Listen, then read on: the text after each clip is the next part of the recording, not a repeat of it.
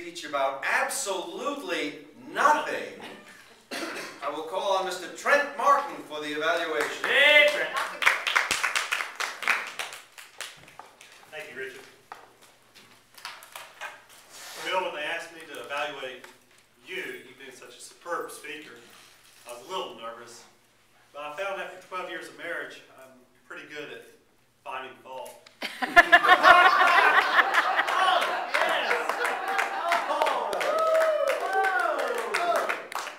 my wife can attest.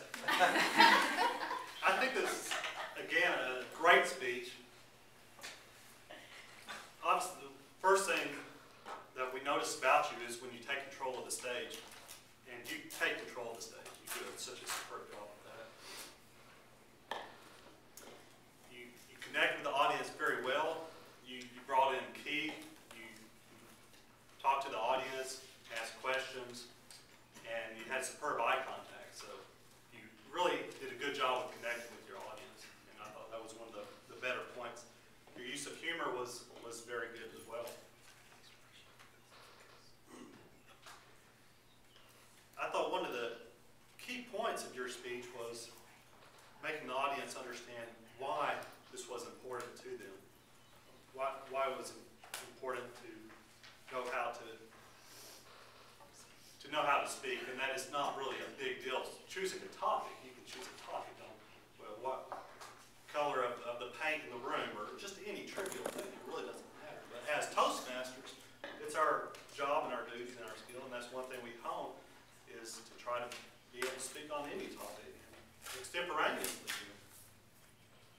I thought you had a good lead-in, good transition from the introduction into the body. And where you lost me was, I thought that you had three elements, and you went over number one, and you went over that several times and really reinforced that. Number two, the same way.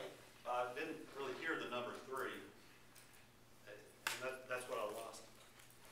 Of course, another good thing about you is that you seem to be unflappable. If people cough or if people come through the door, or in this case, when the timing card became red, that it didn't faze you at all. You would have noticed it. Now, with most people, when they see that red card or some other distraction, that's going to slow them down, but you didn't. You asked me to look at your use of pauses. You had two places where you did pause for a fairly long length of time. And gentlemen, ladies and gentlemen, pauses are much harder than speaking. That's the hardest thing you can do up here is to pause. And asking any experienced Toastmaster will tell you. And it can be one of the most effective things you can do. So you had two times that you paused very well. One was between number one and number 2 point, and another time was at the very beginning when you took the stage. And you just kind of look at the audience and paused, and that was very good. I could have used one more, and I've seen you do this before, and that was at the